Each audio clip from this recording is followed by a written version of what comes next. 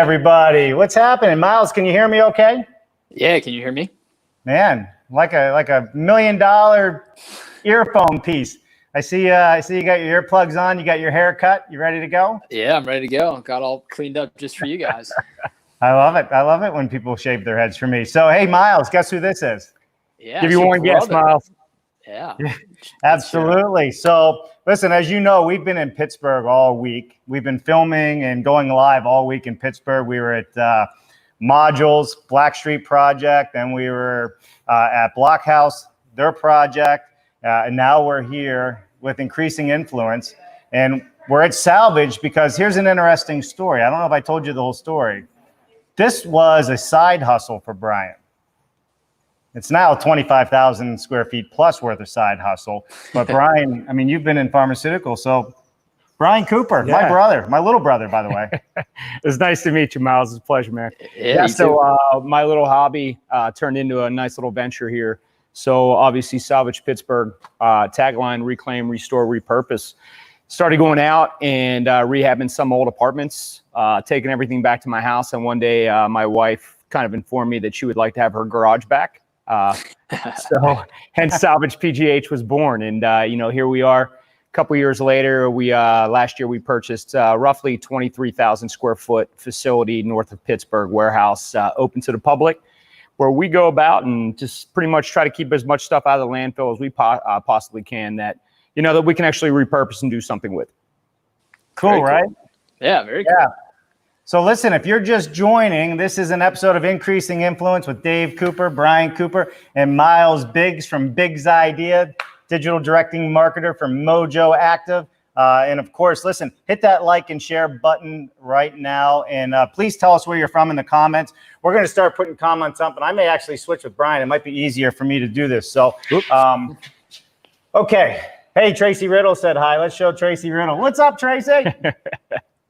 That's funny. She's right back over there in the back. She's hiding behind us there. Yeah. All right. So Miles, what's so interesting about this story is we're going to talk a little bit about, you know, increasing influence, building your brand, side hustle, right? I mean, we've always been in the trades, my brother and I, to some extent, but, you know, he went from full-time pharmaceuticals, which you're still doing, to full-time this. In 5 years, you went from being nobody getting kicked out of your garage by your wife. Correct. Now everybody's looking to come to your shop and see what you do. Why? Well, I think a lot of it has to do with what we offer. So we take everything we possibly can out of these homes and these warehouses and these businesses and try to keep them out of landfill. We bring them back here to the warehouse, then we repurpose with them. So whether behind us in the back, we have reclaimed barnwood. So we go on site, we take a barn down. 90% of the wood we bring back here, and we do rebuilds with it. We also work a lot with commercial restaurants, national retailers, things like that, where we do wall cladding, custom tables, checkout areas, you name it. We really you just have to be creative. And it really is just about thinking outside the box. I mean, everything has a purpose, and what can you do to repurpose that material? So reclaiming lumber and stuff, that's your widget, right? That's your widget. Yeah. I think what we want to dive into is how you built the brand to have a widget. Sure. Right? Like, so you're big on social media. 100%. All the time. And Miles, you may jump in at any time right now, because I think that this is Miles' world, is social media, digital marketing, you know, but you really started where? Facebook, maybe? Yeah, Facebook. When we got out there, it was just a part-time thing. We were doing it on the weekends. I was doing everything by appointment only, and I was a little 2-car garage with no heat, no water, no toilets, nothing. It was strictly by appointment only. And really, it was just about branding it, coming up with an idea. I met with a marketing individual, and he came up with the logo and gave us our tagline. And really just going out and handing out business cards, networking with everybody I could possibly network with, and just letting people know who we are. Putting up signs, stickers, handing stuff out, little free promo ideas, hats, T-shirts, you name it. Anything I could do to get my brand out there, we did. Yeah. What do you think, Miles? Yeah, a question I have. My wife's from the Pittsburgh area, actually, and I know that there's another store out there called Construction Junction. Correct. Right? It's sort of a little bit similar, where they have a lot of the repurposed stuff you can buy. So you're starting up, you're out of your garage. There's already an established player like Construction Junction out there. Sure. What did you do when you were building your brand to differentiate from that company? Yeah, right. So CJ is a great company.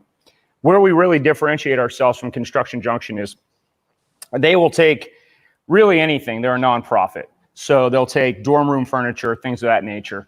All great ideas, great concept of what they're doing. We really tend to stay focused on the architectural side, whether that's doors, windows, old iron gates. The other thing is that we don't take everything on donation. We actually buy things. So when people are looking to get rid of something, sometimes they want a couple bucks for it. So we'll go ahead and give them a couple bucks for it. So we really just try to differentiate ourselves with that. And then, like Dave was saying earlier, a big part of our business is barn reclamation. We go on site and take the barns down, all the contents of the barn, plus the wood, and bring it back. So those are some of the areas where we really kind of separate ourselves. Great company. We're good friends with them. That's awesome. Yeah. And go back to social media. You're such a physical, like literally it's physical objects, right? Yeah. When you think of side hustles, like I have a podcast, it's a side hustle. It's completely in the digital space. How do you take literally tearing down a barn and then holding the wood in your hand? How do you create digital content around that and a digital community around actually salvaging physical materials? Sure. So we're constantly posting throughout the day. So every time we're on a pick, we're on a job site, we're taking a barn down, rather doing videos, snapshots of what we have, putting out ideas of what we've done in the past with other barnwood, really just trying to get people thinking, right? So we always say when you come into Salvaged Pittsburgh, can we help you with something you don't need? Meaning that let's get your mind working. What are you thinking about? Let us help you think outside the box. And that's exactly what we do when we're on site. So if we're on a barn site, the best way we can do that is show them videos before, after, during us taking down the wood to the wood returning here in the parking lot and us getting the wood off with the trucks to let people know it's arrived. Yeah, That's yeah. awesome. Yeah. You know, one of the other things we were talking yesterday, because we were talking about swag, right? You know, I need some DC Live swag. Don't, right, Miles? I need some big ideas. Yeah. You know, and one of the things Brian said, he goes, you know, what I do with the guy I buy my swag from, this was a great idea. He goes, when they have clearance on hats and they're just trying to get away from stuff, or a lot of times they just want them out of the warehouse. He goes, put my logo on, I'll take them. He gets them for pennies on the dollars and he just hands them out everywhere he goes. Yeah. Nice. Yeah, That's smart, right? To go down to like one of the embroidery or print shops and do something like that. Absolutely. I mean, look, everybody we meet, we got to network with. There's a reason why we have business cards. You carry them around, and it's always that one time you don't have them, you want to kick yourself in the rear end for not having that business card with you. Hats, T-shirts, stickers, pens, you name it, it's all the same stuff, right? So if you have some in your car, it's a simple little thing. Well, somebody's actually got to remember that. And we were talking last night during dinner. It's amazing what a smile you get when you give somebody a free hat. Sure. So, and like Dave was saying, you know, we buy those hats pennies on the dollar sometimes just so we can have some promo ideas or some promo giveaways. Well, and I like about that, it's very on brand. You salvaged that hat and you're That's repurposing it with your logo. Yeah, right? Exactly. I don't mean, I have to say, Miles, I mean, with the haircut, the lighting, I mean, did you get a new setup? I do. I got some new toys. Yeah, it's really clear. It looks good. Good. Yeah, I got that Wi-Fi boost there finally that I ordered 2 months ago at the start of quarantine. Yeah. So it makes a big difference. I love it. Signal's good. Yeah, thanks. Yeah, AirPods will be here next week, so I won't be corded up and be good to go. Absolutely. Okay, go ahead. I didn't mean to interrupt. I just had to let you know how good you look today. It was awesome. Well, thank you. I'll always take the compliments. One question I had when we first set this up was it's Salvage PGH for Pittsburgh. Correct. Is there plans to have Salvaged, CLE for Cleveland, or insert other city? So we've talked. It's something we've spoken about before. We just opened up our second location, so we've been approached a couple times on franchising. So we're just not quite there yet. Where there's a lot of fine tuning. It's an interesting market, so to speak. So here at the warehouse, when you have as much space as we do, you bring a lot of items in. So, and you start working with the POS system in different ways, and everything has a different name to it. So it really is just some more fine tuning before we're able to go ahead and start franchising out the Salvage brand. So we have to have our systems down before we do it. Yeah, sure. And what about how important your personal branding is? I mean, you're a big part of this business. Your face is all over. I know Tracy's face is out there promoting the business all the time. Is social media a big reason why you're successful personally and professionally? 100%. So I think the number one reason I'm as successful as we've been here in the Pittsburgh market is the people we surround ourselves by. Right. So my general manager, Tracy, is pretty much the right hand. She runs the show on a daily basis. She's the one behind the screens doing a lot of the posts throughout the day. pricing things, just keeping the staff running. So that would be the number one reason. And then the other aspect of it is that, like you said, you got to constantly get it out there. Instagram, Facebook, just keep hammering away and just keep doing posts and little short videos.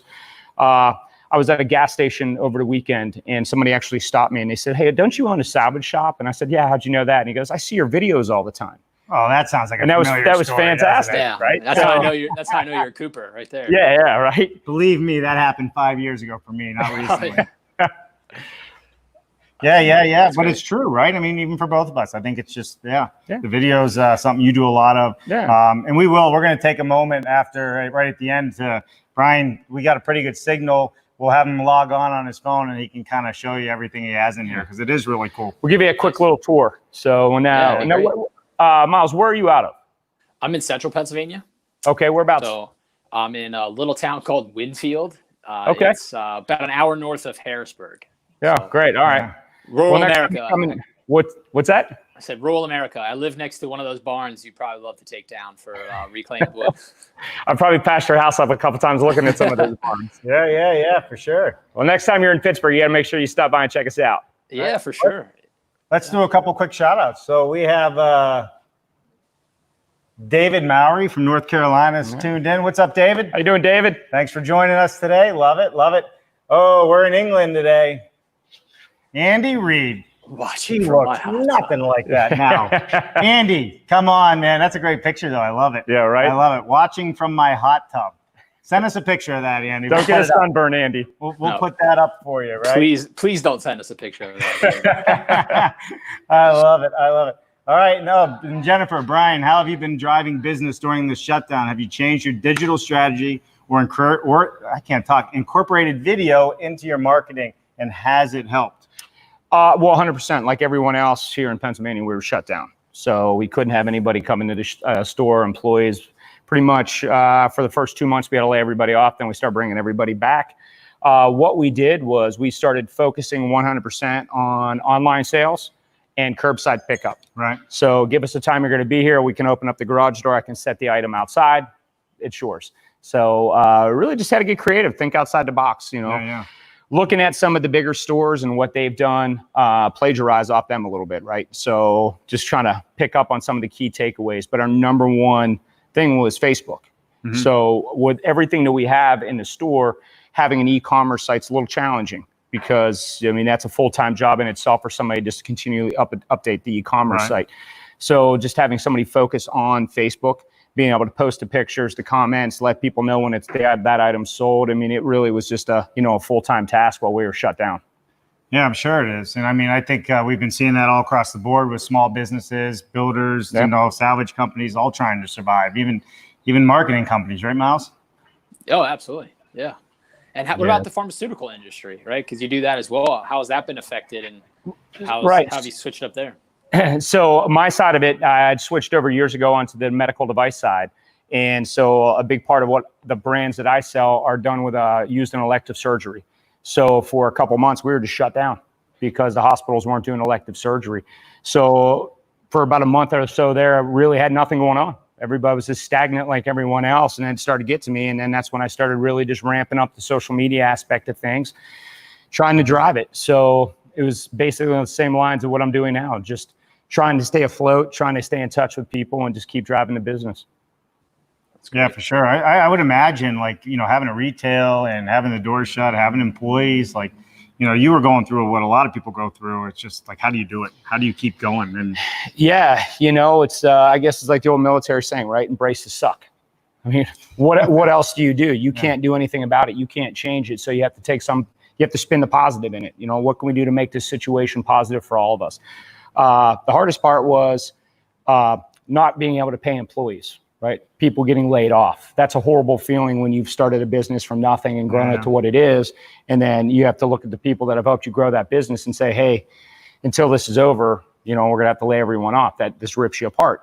And then you're not sure what you're going to do with your on the corporate side. And so they were cutting our salaries and laying people off across the board. So the stress levels were there. Mine were just a little higher, I think, than some others maybe, just for the fact that not only was I worried about my corporate job, but I also have a lot of employees. plus the property, warehouse. We just purchased this property in October. So a little nerve wracking when, when everything just comes to a halt and you're not sure whether you can pay your mortgage or not. Right.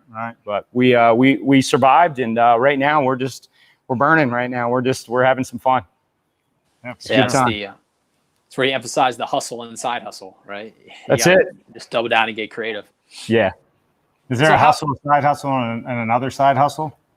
How many side hustles do you want to have? Go ahead, Miles. I'm just being funny. Yeah. It's not working well. Keep trying, Dave. Keep trying. You'll get there.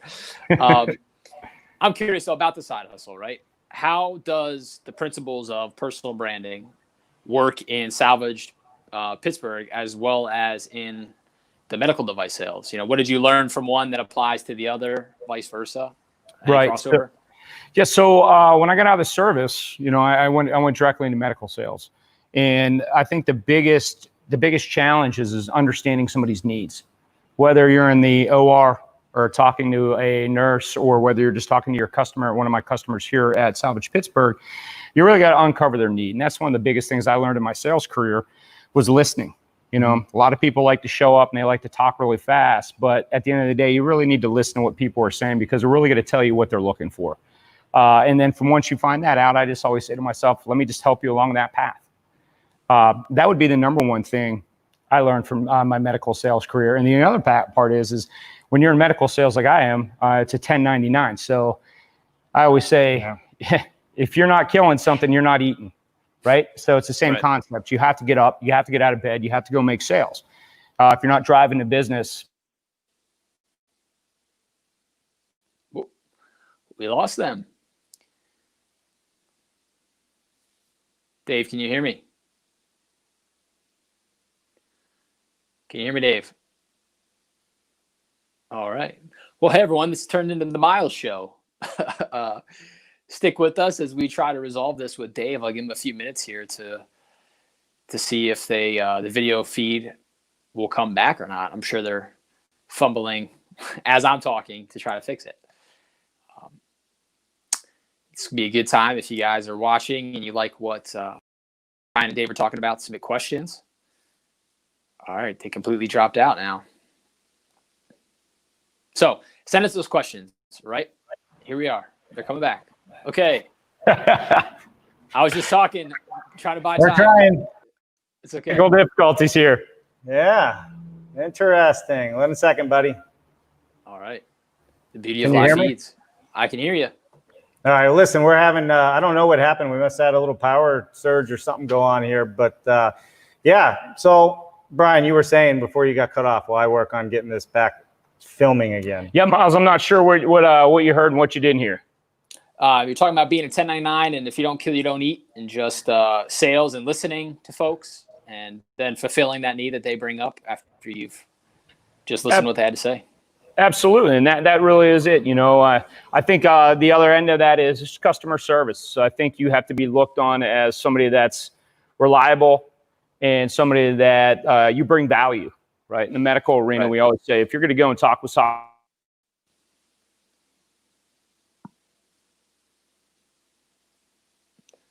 all right, lost them again. All right, Miles, we're back. Okay, you cut out at bringing value. Well, yeah. So what I was saying is we always just try to bring value and try to stay positive, and what can we do to help support our customer base, whether it's on the salvage side or on the device side as well. Yeah. Hey, Miles, I'm going to do a quick refresh. All right. Yeah.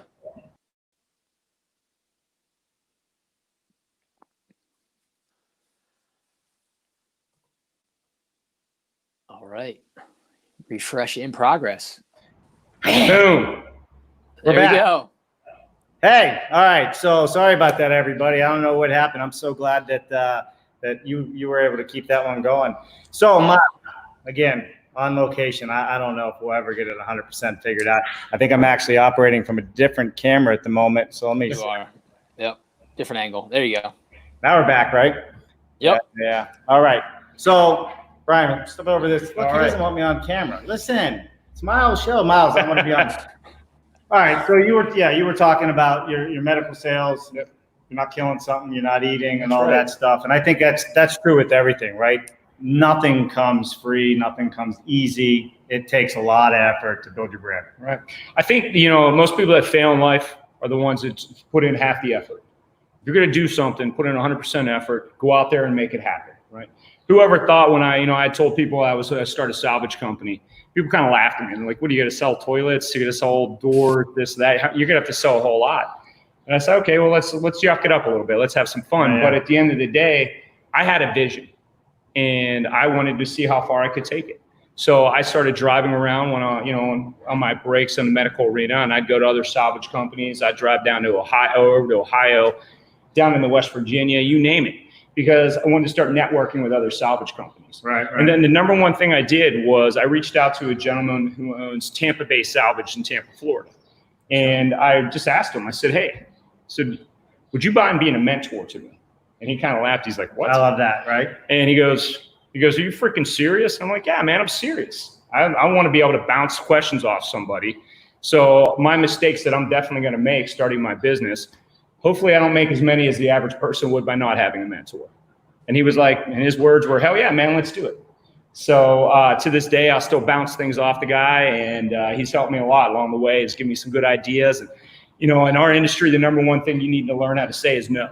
Yeah. So being in the salvage business, most people think, well, all the time you'll just take everything, but some things are just junk. Unfortunately, this is what it is. So that would be the one big thing I tell anybody starting a business from scratch is reach out to somebody who's done it. Learn from them, learn from their mistakes. And, most of the time you do something like that, people are going to tell you, because who doesn't like to brag about themselves or the business that they built? So, yeah. I mean, that's huge, right? I mean, that's so true. Absolutely. Yeah. It's just having that courage to admit you need help that can help you leapfrog past so many people that are just quietly suffering and not admitting it to themselves. Yeah, for sure. Let's give some more shout outs while we're here. Let people catch back up. Stephen Browning, what's up, Cooperman? What's happening, up, Steve? Nice to see you. Elizabeth Hunt, Semper Fi, Brian. Sorry, Semper Dave. Fi. All right, Elizabeth, we were on a good path for a while. Let's not go there. Thank you. There you go. Tiffany McCall, she said thank you to Jennifer. There must be something going on in the feed somewhere, but Tiffany McCall is the incoming chair for the Building Systems Council National Association of Home Builders. Fantastic. So Tiffany is awesome. She's a Pennsylvania person as well. Thanks for joining, Tiffany. Hey, more people from overseas. Great job, guys. Showing passion can become a business and brand. You know what? It's so true. Yeah. You got to have passion. If you're not doing what you love, it's going to be hard to have passion and drive it forward. And it's not all cupcakes and roses, is it? No, it's not. There's a lot of days where you go out there and you put your foot in your mouth and you try something, put a lot of effort into something, and it fails. That's just life. That's just the nature of it. But the difference is are you going to get back out there? Are you going to do something? You always hear from people that, hey, I want to do this, I want to do this, I want to do this, or I want the next quick startup. Well, there is nothing quick about a business, right? It's blood, sweat, and tears, 24 hours a day, 7 days a week, and you have to be willing to commit to that. And then once you get to that point, I always say surround yourself by smarter people, right? My general manager, she runs the show here. Like I said, she really keeps things going. She keeps me on track. She keeps me organized with our custom builds and everything else. So if you really think you're going to do it all on your own, you're mistaken, I think, when you start to get to a certain point, because you really have to have people around you can trust, who can help drive you. So. Yeah, totally agree with that.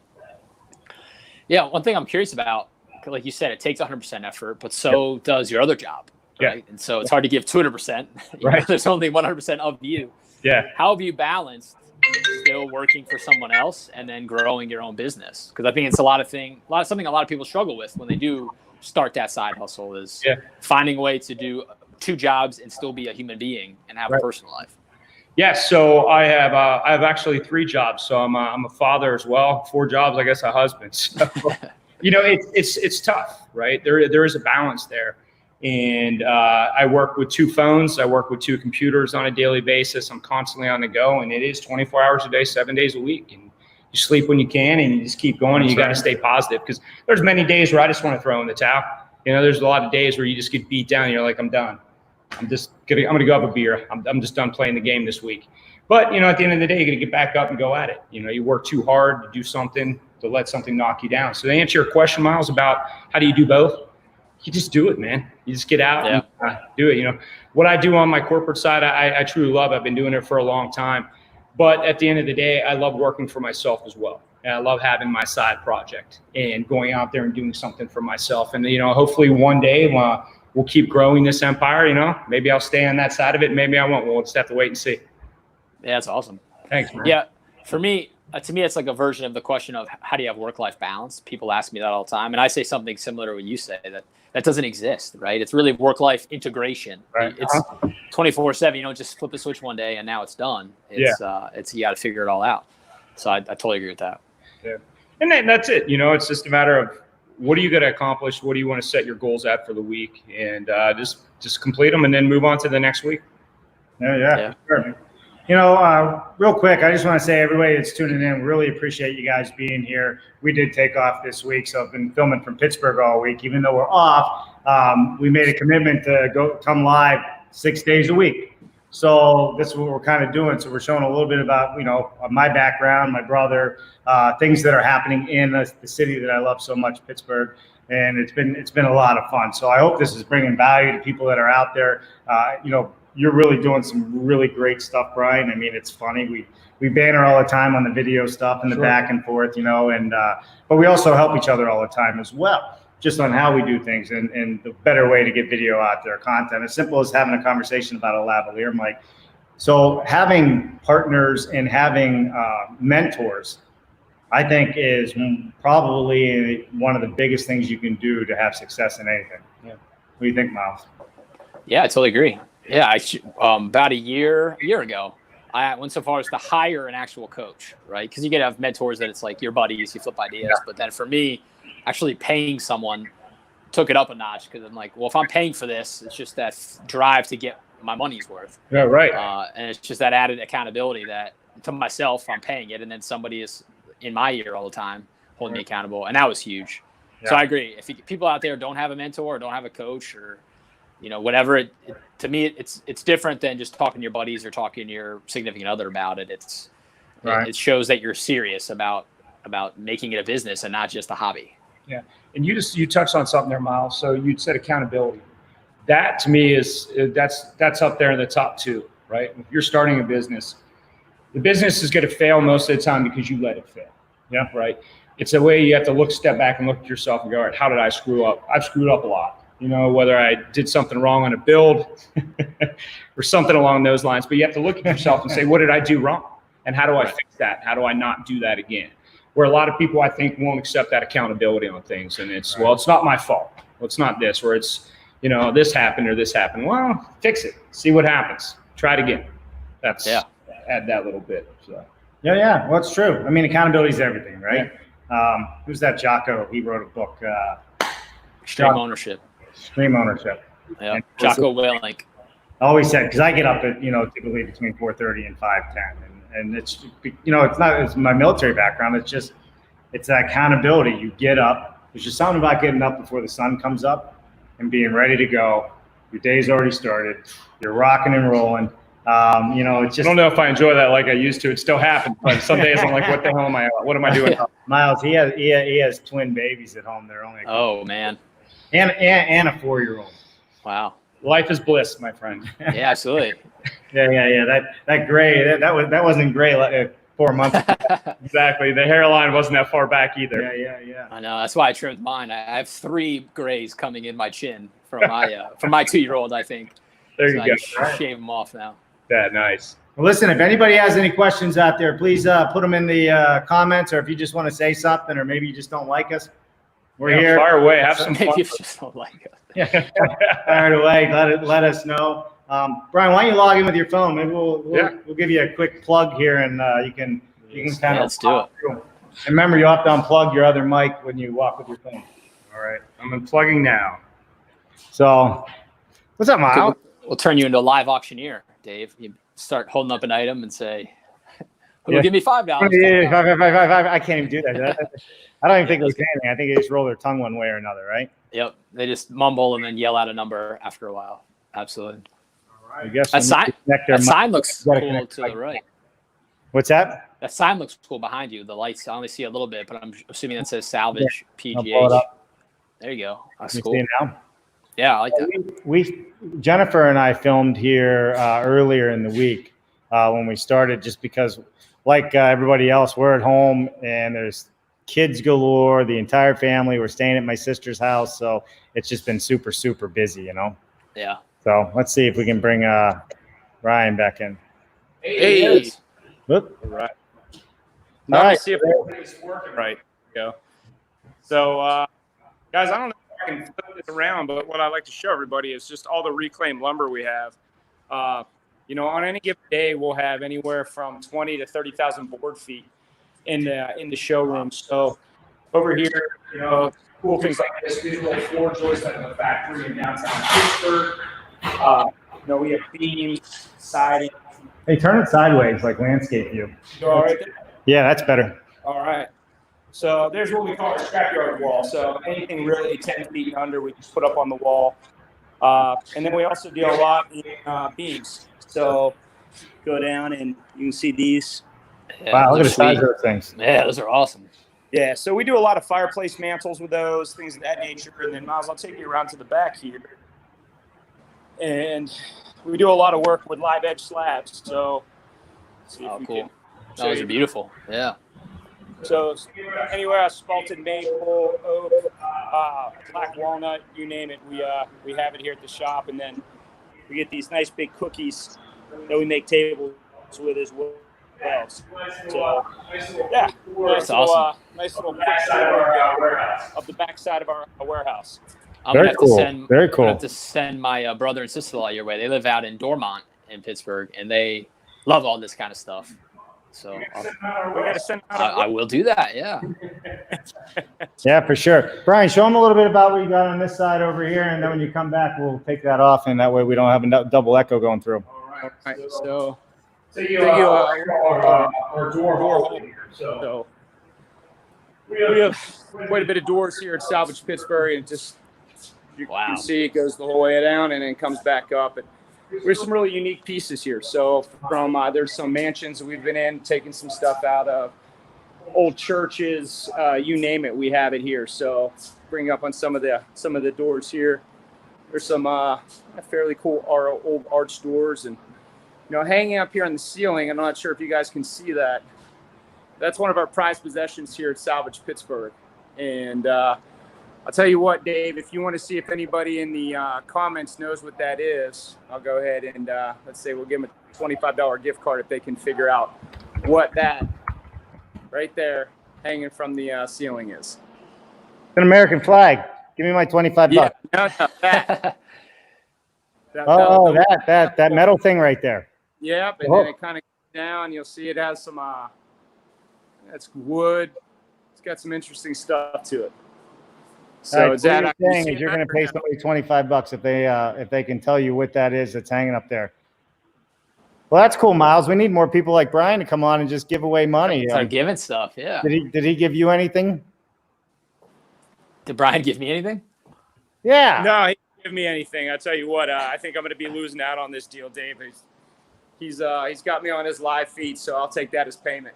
Yeah. You need to be nice now. We're live on 3 locations: Facebook, YouTube, and LinkedIn. Everybody. So, all right, Brian, come down back up here and let's kill that feed, or we're going to have a double echo, and we're going to wrap this beauty up. Miles, we've already been on 35 minutes. Time flies when you're having fun, my friend. It always does. It always does. So, you know, we got some big things happening. We're going to have the Professor Nez coming on soon. Did I tell you? Yeah, you did. Yeah, I'm excited. Not just Professor Nez, the Professor Nez. Yeah. Yeah. We've been going back and forth, and we're going to secure a date hopefully for next month.